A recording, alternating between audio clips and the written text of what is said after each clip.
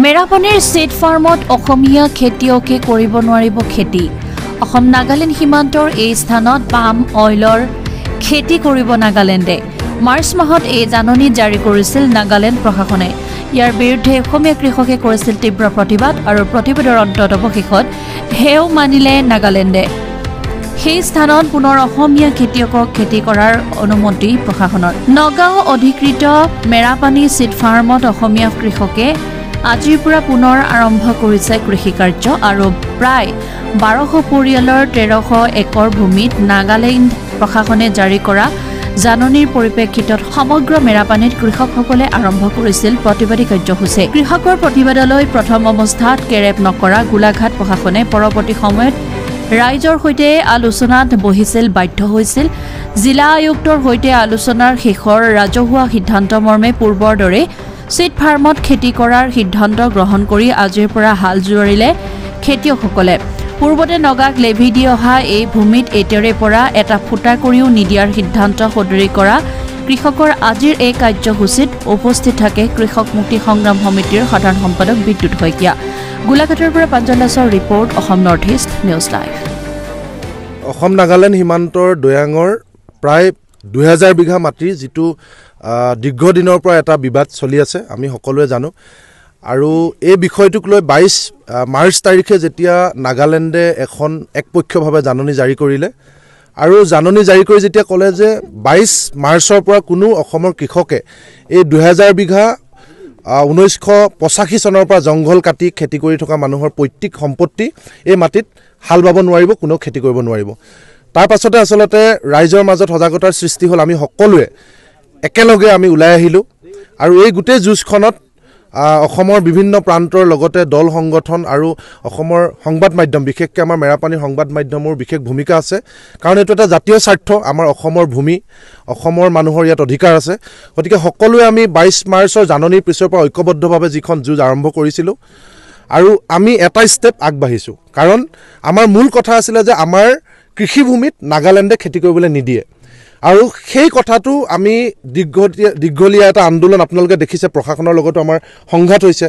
নাগালেণ্ডৰ বিৰুদ্ধে আমি দীঘলীয়া জোৰদাৰ প্ৰতিবাদৰ পাছত যোৱাকালি প্ৰশাসনৰ প্ৰতিনিধি আয়ুক্ত মহোদয়, DC মহোদয়, আৰক্ষী অধীক্ষক, অতিৰিক্ত আৰক্ষী অধীক্ষক, মেৰাপানী থানাৰ আৰক্ষী বিষয়া সকলোৱে আহি ৰাইজৰ লগত কথা পাতিছে আৰু কথা পাতি আমাৰ প্ৰাথমিক যিটো চৰ্ত যে আমি আগৰ নিচিনাকৈ খেতি কৰি থাকিবলৈ পাব লাগিব, সেই ক্ষেত্ৰত প্ৰশাসনে আমাক অনুমতি প্ৰদান কৰিছে। কৈছে যে আপোনালোকে আগৰ নিচিনাকৈ খেতি কৰি থাকিব পাৰিব।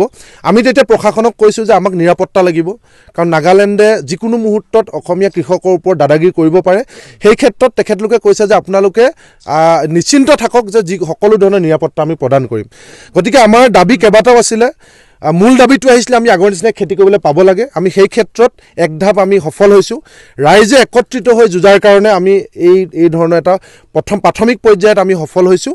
এতিয়া আমাৰ মূল কথাটো হৈছে যে আমাৰ বহু মাটিত তেওঁলোকে খুঁটা পুতিছে, সেই খুঁটাখিনি উভালি দিব লাগে। প্ৰশাসনক আমি সেই কথাটো ইয়াৰ পৰা আহ্বান জনাইছোঁ যে সেই খুঁটাখিনি প্ৰশাসনে উভালি দিবনে ৰাইজে উভালিব, সেই কথাটো আছে। দ্বিতীয়তে তেওঁলোকে এখন দলং বনাইছে, সেই দলংখন আমি ভাঙি দিবৰ কাৰণে কৈছোঁ।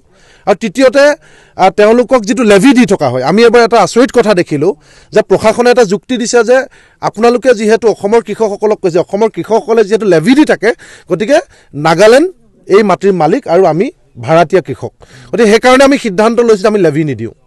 আৰু যিহেতু এই মাটি নাগালেণ্ডৰ নহয়, এই মাটি অসমৰ আৰু আদালতত এটা গোচৰ চলি আছে, গতিকে লেভি দিয়াৰ প্ৰশ্নই নুঠে। আমি কৃষকসকলে সিদ্ধান্ত লৈছোঁ এতিয়াৰ পৰা আমি লেভি নিদিওঁ। আৰু তৃতীয় কথাটো হৈছে যে পাম অইলৰ খেতি। নাগালেণ্ডে স্পষ্টভাৱে কৈছে যে এই মাটি পাম অইলৰ খেতিৰ কাৰণে আমি কেন্দ্ৰীয় চৰকাৰক এলটমেণ্ট দিছোঁ আৰু ইতিমধ্যে নাগালেণ্ডত পাম অইলৰ খেতি হৈ আছে।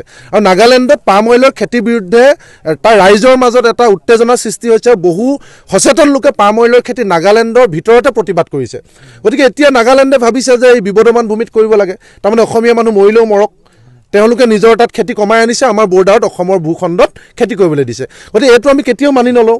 অসমৰ 107জন বিশেষজ্ঞই সুপ্ৰিম কোৰ্টত আবেদন কৰিছে যে পাম অইলৰ খেতি ভাৰতবৰ্ষত বন্ধ হ'ব লাগে আৰু যাদৱ পায়েং ডাঙৰীয়াই ধাৰাবাহিকভাৱে কৈ আছে পাম অইলৰ খেতি হ'ব নালাগে আৰু গতিকে পাম অইলৰ খেতিলৈ পৃথিৱীত যেতিয়া মালয়েছিয়া ইণ্ডোনেছিয়া নিচিনা দেশে যেতিয়া বন্ধ কৰিছে গতিকে আমি পাম অইলৰ খেতি ইয়াত কৰিবলৈ নিদিওঁ এই কথাখিনিও আমি কৈছোঁ আৰু তৃতীয়তে আমি কৈছোঁ যে এই আমাৰ ককাহঁতে যুঁজিলে এই মাটিখিনিক লৈ দেউতাহঁতে যুঁজিলে আমি যুঁজিছোঁ আকৌ আমাৰ ল'ৰা ছোৱালী নাতি নতিনাই যুঁজিব গতিকে আমাক এটা স্থায়ী মীমাংসা লাগে সেই কথাটো আমি কালি প্ৰশাসনক স্পষ্টকৈ কৈছোঁ যে আমি আৰু আমাৰ পৃথিৱীত বেলেগ কাম নাই নেকি যে আমি মাটিকণৰ কাৰণে যুঁজি থাকিম গতিকে আমাক এটা গেৰাণ্টি লাগে আৰু সদায় কাৰণে আমাৰ মাটিখিনি যোনে খেতি কৰি আছে তেওঁলোকৰ হাতত তুলি দিব লাগে সেই কথাটো প্ৰশাসনে কৈছে যে এটা গোচৰ চলি আছে অলপ সময় লাগিব গতিকে আমি সেইটো বুজি পাইছোঁ কিন্তু কথাটো হৈছে যে আমিও চকু ৰাখিম যে সেই গোচৰটো যাতে মীমাংসা হয় আৰু চিৰদিনৰ কাৰণে যাতে কোনোদিন আৰু নগাই তেওঁলোকৰ বুলি দাবী কৰিব নোৱাৰে গতিকে আজি আমি সেইকাৰণে যিহেতু যোৱাকালি প্ৰশাসনৰ লগতো কথা হৈছে আৰু আমাৰ এতিয়া বহাগ পালেহি এতিয়া আমাৰ খেতিত নামিব হ'ল